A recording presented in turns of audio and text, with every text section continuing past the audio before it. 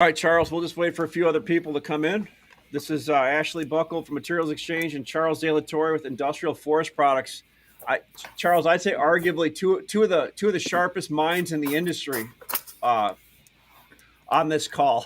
So, Hey, no, I don't know, man. I don't like that much credit. You're setting the bar of expectation too high there, friend.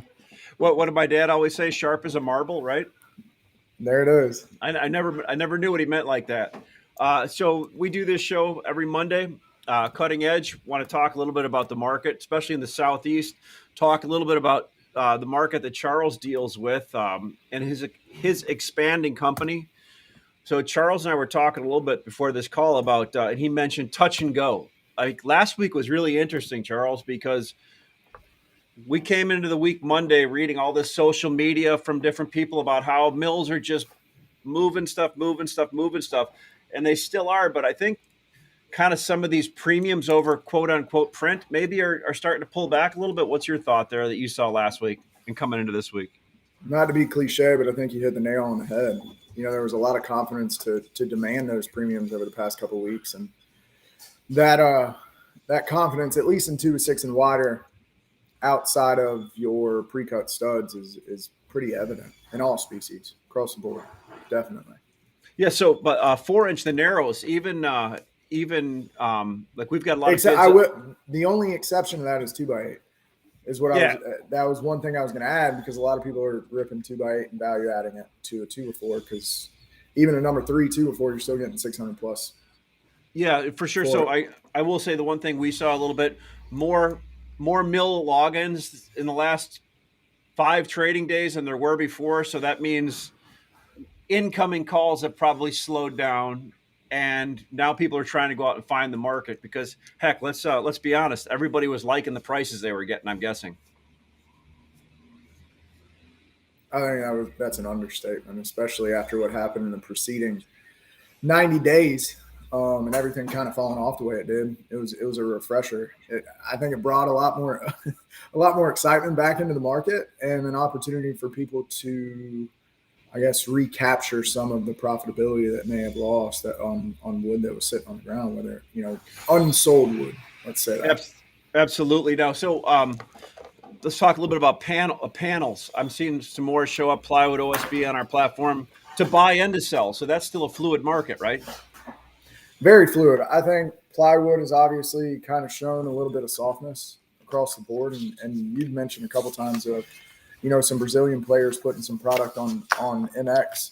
So what that tells me is that the pricing, despite your transportation costs or container costs, is still bringing imported product overall, which therefore is going to put downward pressure on pricing as a whole. Yeah. I mean, simple supply and demand, right?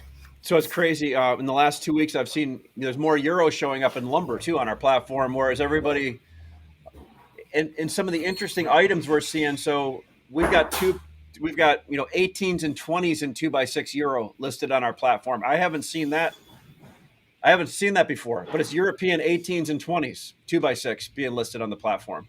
It's So probably on there because they don't ever bring it in and they don't know where to sell it. it could be, but which is a great thing. I have to go out and promote that. Let's talk a little bit about your world down there. Uh, you had a really good week, month, ending up with 2x6 9 footers. Man, you got out there in the order file.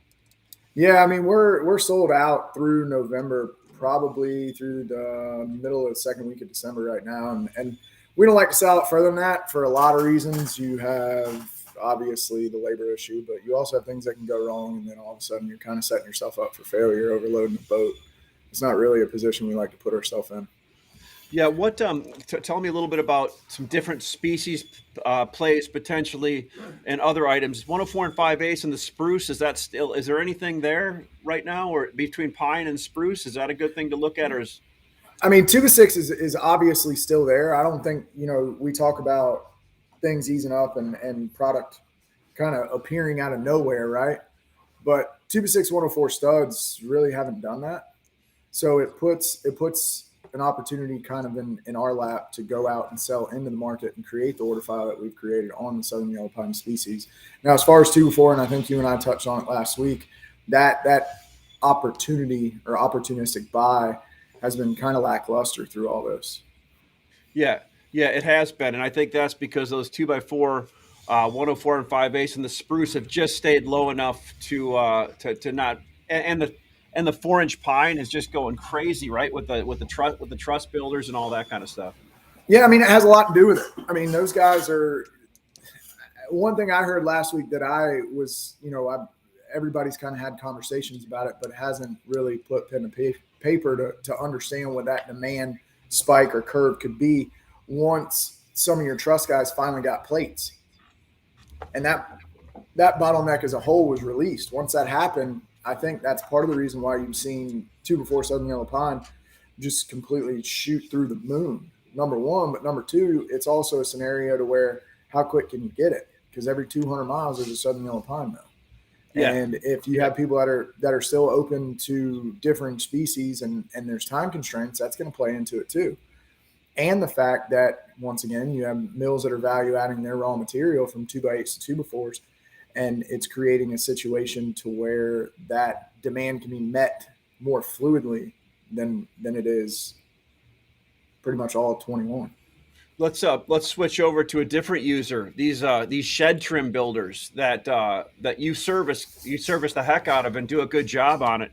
I don't think some people realize my whole trading history, when we traded 4, 5, 6, 7 foot studs, they were like a throwaway item, so to speak. Yep. They were so cheap. Now, my God, I mean, when I look at the price of these and the outtake of these, because everybody's putting a shed in their backyard, everybody's making some other type of structure in their backyard, and these things have got some amazing pull, and some of the items that you produce are pretty well coveted now. Tell me, I mean, what's been that market in the last 2 weeks? Well, that one has been touch and go too, because there's a lot of people that kind of fear bought 3 weeks ago and were open to 3-week lead times. And when they did that, what it does is it puts pressure on your stock lengths that you can actually trim to a usable, shed trim. The other side of it is to kind of touch on your point as far as it being originally a throwaway item to a coveted commodity, for lack of a better way to describe it. They're more discerning buyers. They're very specific on what they want and how they want to receive it and what mills they want and quite frankly, quality. A lot of the 90% of who we service, it has to be a premium product, and 95% of that is going to be a Euro stick. It's funny you said it. So you had a conversation with somebody a couple of weeks ago that I got to sit in on, and I just heard you talking about the different colors of the wood, right? So I went over to a couple of home centers and just poked my head into those sheds they have in their parking lot. And man, you look at that lumber in those, a lot of them, if you see Wayne on some of that, it's noticeable, right? That's the first thing your eye goes to. But most of them have perfect pieces of lumber in there because a homeowner's paying $2 or $3 grand for a building sitting in a parking lot. They want that to be darn near perfect, don't they? Not only that, but the light color of the wood makes the building look bigger. And it's kind of an optical illusion. I mean, you have very few people that are using a Southern Yellow Pine stick for that product. I mean, spruce fits the bill. It just does. And Euro even furthermore, due to the fact that it's typically the product that they demand is a Wayne-free product, and it fits perfectly. Yeah, and it's just a matter of you provide that for people. You provide that for people because I've seen some of the pictures of the stuff you make. It's pretty amazing. Yeah, it's a really good product, and we have a lot of strong relationships overseas that allow us to provide that value. Now, a lot of times you have buyers that are disconnected from the manufacturing process in various locations, so it makes it difficult from our standpoint, to sell into that and sell that value until, you're doing business with an existing customer and then they get shipped in, an inferior product, and they send you an email and say, hey, is this yours? And you can confidently say no and send them pictures of what your product looks like. And then all of a sudden it clicks and they understand the true value of that level of appearance and how the coal rates impact it. And how your trim has to be right, and quite frankly, the whole experience. So it's a totally different world than it was probably when you were doing it. Yeah, when I was 12. Yeah, well, I don't know how to take that, man. But that's true. Hey, so just so people know too, just because where your location is geographically, you can ship that product a long ways. I know that. Maybe just give people an idea how far you can move that product and some of the programs that you can do on it. Well, I mean, we ship it all over the Southeast, all the way out to Louisiana. We've shipped it to Ohio, Northern Indiana, Pennsylvania. It's amazing what happens when you have a couple things that meet in the crazy market that we're in. On those short trims, you're maxing out a truck at 27.8 or 28.5, to where your freight per thousand kind of mitigates itself. And not to mention, because we're bringing it in from the port, we can theoretically, if it's going up to Pennsylvania or the Northeast somewhere, we can theoretically take inbound and reload outbound in the same place, and trucks don't have to go anywhere. They don't have to deadhead. So we're able to use that as our advantage on the transportation side. And as far as programs go, I mean, we've done stuff to where we've locked in pricing on set volumes for a quarter, and even sold an open market wood into those guys in the same breath. So the flexibility of what we can provide is completely determined by the situation and what's needed. Now, granted, a lot of things come with a price on them, but it also is determined by the market. And if you got a lot of shed guys that are in the business or in the market right now, I mean, you got to time it right. I mean, at one point, I think over the past 4 weeks, we sold like 27 loads in a week. Yeah, I'm guessing you may know better than me. I'm guessing these shed builders are putting a firm number to their buyers on the other end that they need to cover. So your product, if you're locking in a quarter for them, it's probably a no-brainer or a great value add, not only with the quality, but the whole package you're providing, right? I mean, some people recognize that and some people don't. So I think it's a matter of perspective. With the volatility, and once again, I'm not trying to sound redundant, but with the volatility that's been through the market over the past 2 years, I mean, it can create a no-brainer situation, a win-win, to where nobody has to worry about when that product's going to show up and what they're paying for it. And they kind of put all that risk mitigation up to us. And quite frankly, I think we do a damn good job of it. Well, I think so too, because otherwise you're sitting there talking to 5 or 6 people, getting lumber from all different places. You don't know the quality of it. They can go through you and get it priced, and they know. I mean, look, everybody likes consistency, right? And really good products. So that's what you provide them. That's great. This week, what do you think? What's your call for this week? Kind of a little bit of the same. It seems like we're digesting some stuff. We're just kind of going into that. We're starting to get into that beginning of November. But November's can be crazy. We can move a lot of wood in November, right?